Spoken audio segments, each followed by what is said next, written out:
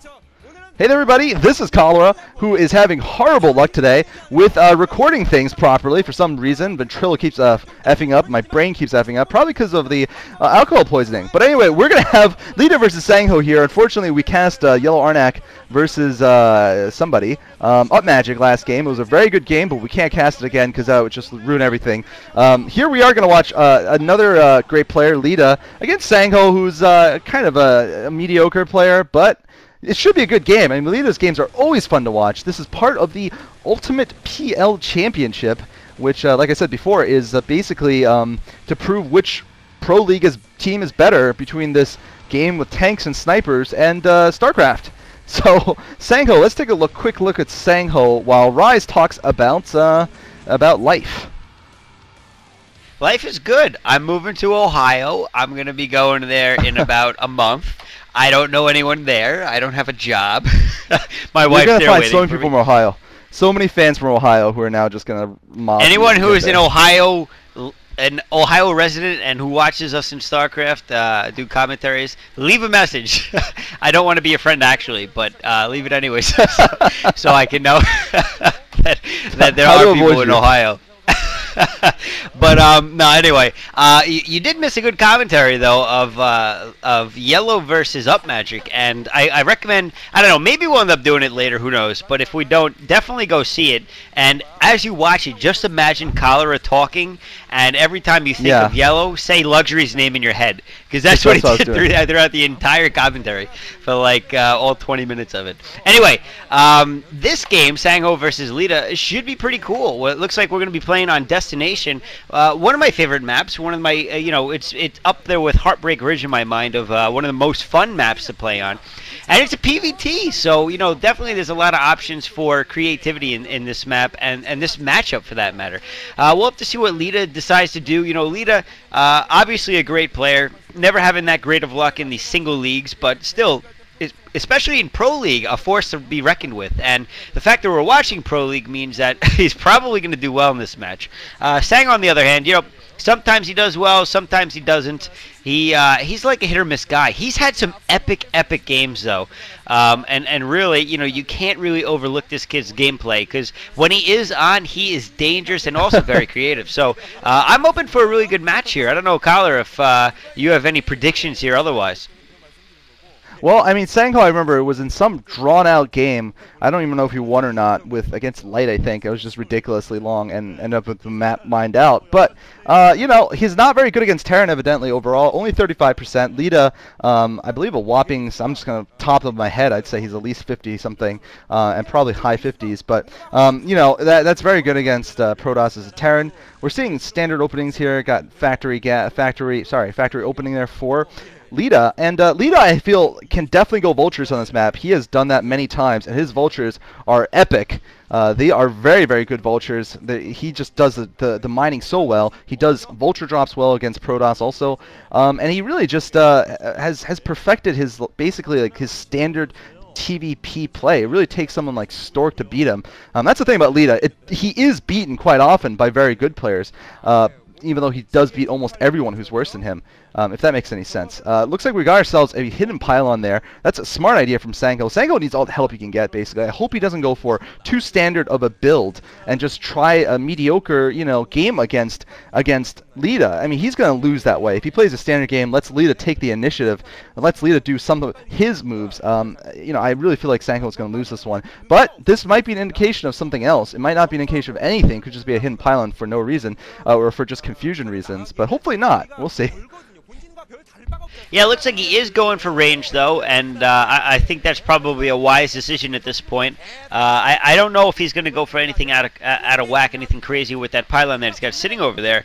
He could put a robo facility over there or something like that, but I don't even see a probe over there anymore, so I'm guessing that's not going to happen. It looks like Leta actually has a SCV hiding in the background, though, and Sangho sending in a Zealot, more for scouting than anything else, maybe a little harassment, but there is going to be an SCV out on the ramp, so he's not going to be able to do anything with that Zealot. He'll have to wait till he can bring the goons over there. In the meantime, Leta's sticking with his one base build right now. I would imagine he's going to go for an expansion very shortly, though, considering he's only got one factory, but he is getting down that machine shop. setup. So I'm guessing he's going to do some Vulture and Mines. There is the upgrade going right there. I want to see if that is in fact what he does. I agree. I would love to see some epic Vultures from Leta because he's got some of the best in the game, man. I mean, since Nada, nobody else has been as good with Vultures, I feel, until Leta really came around and just started destroying people with his crazy micro. Yeah. Also very well known for his race. And wow, look at that, squeezing in using the mineral trick. Dang. So he's going to get another full view of the base of Sangho. He's going to see that range is still upgrading.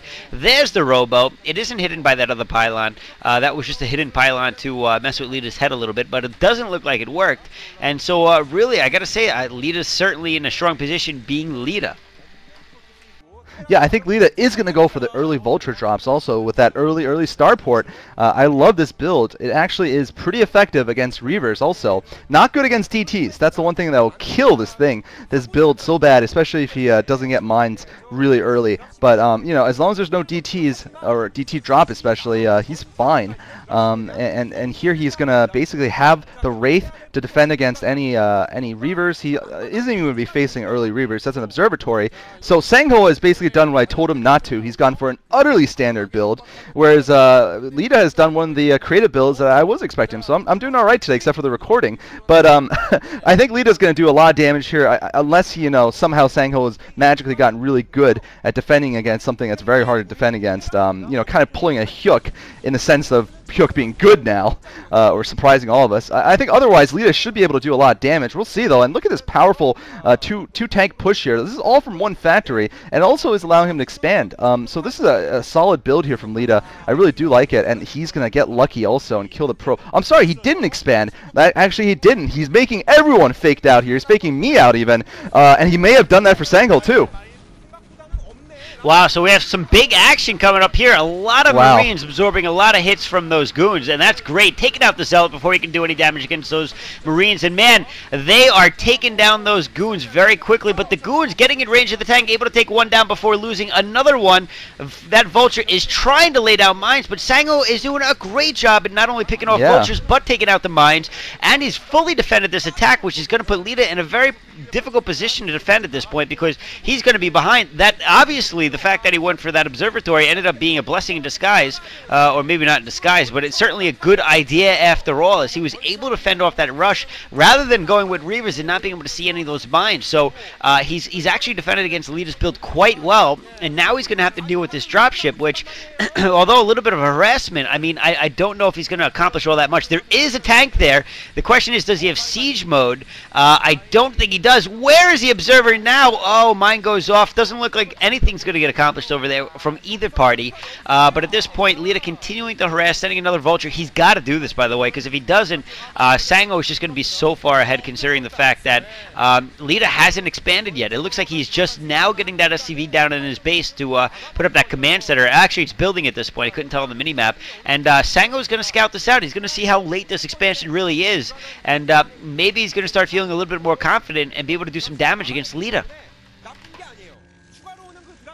Well, actually, I mean, I'm just going to disagree. I agree with a lot of the points that they were basically very equal in terms of their unit use and what they ended up. But I'd say actually Leta has got himself a potential lead, not an actual lead, but a potential lead by taking out all those Dragoons. Because what happens in the mid game is if there's not a lot of Dragoons, that means Vultures can do so much more damage. So trading armies, I think, is really good for the Terran. And now, as you can see, there's just not enough Dragoons to stop the Vultures from getting near, putting the mines down, and causing havoc, if not directly killing a whole lot of goons and probes. So I think it was a smart trade from Leta, and he's going to capitalize on it by just basically going back and forth between the two bases. He has the choice of air, and he also has the choice of going by sneaking or going right for that natural.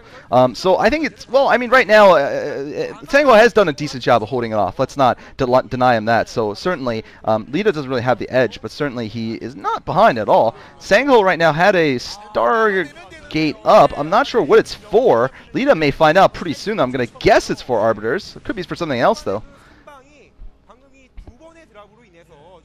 I think it's going to be for Arbiters because we see the Templar Archives is up, but I haven't seen anything Templar related coming out. No DTs quite yet or anything like that. So it's very likely that he is going to go for Arbiters, although his timing was a little off. Typically, you tend to get the Stargate going at the same time as the Templar Archives, so you can build the Arbiter Tribunal right after. Although he may have done that. I don't know. I didn't actually see his timing all that well.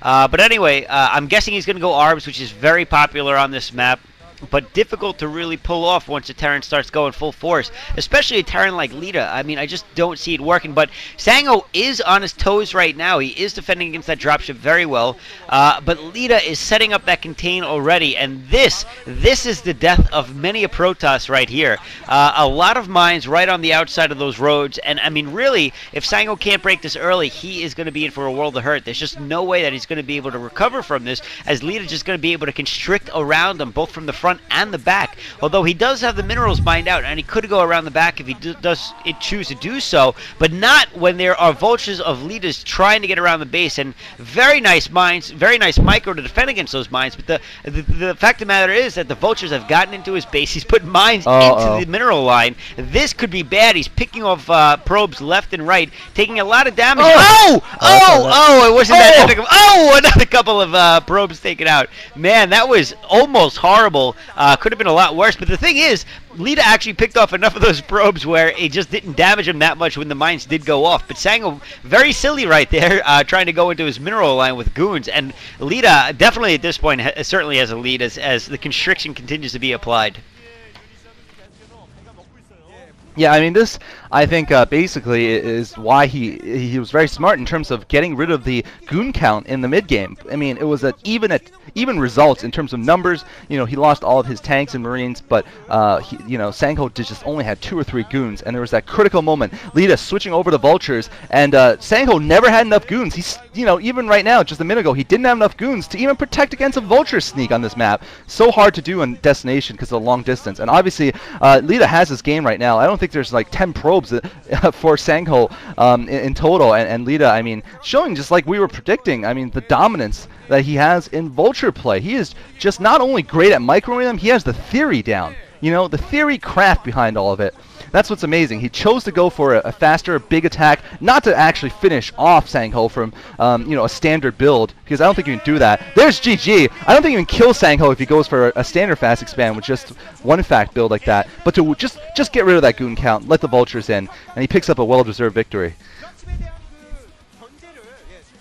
Yeah, certainly very nicely done. Definitely not out of anyone's predictions, I don't think. I mean, really, it's not like it was that far-fetched from the win. Another girl on the team, wow. Fluff girls all over the place for these teams. I swear, I'm pretty sure that we were having this conversation before. I think that they're fluff girls for Lecoq. He does not. I don't know. You decide. I think it's, well, I said, I think being a fluff girl for a Starcraft player is probably more prestigious than being whatever sudden death player, at least in Korea, because you're touching a part of the greats. Anyway, let's move on to another day. Yeah. I don't know who. Yeah. We're having some vent delays, but that joke was funny. There's Lecoq.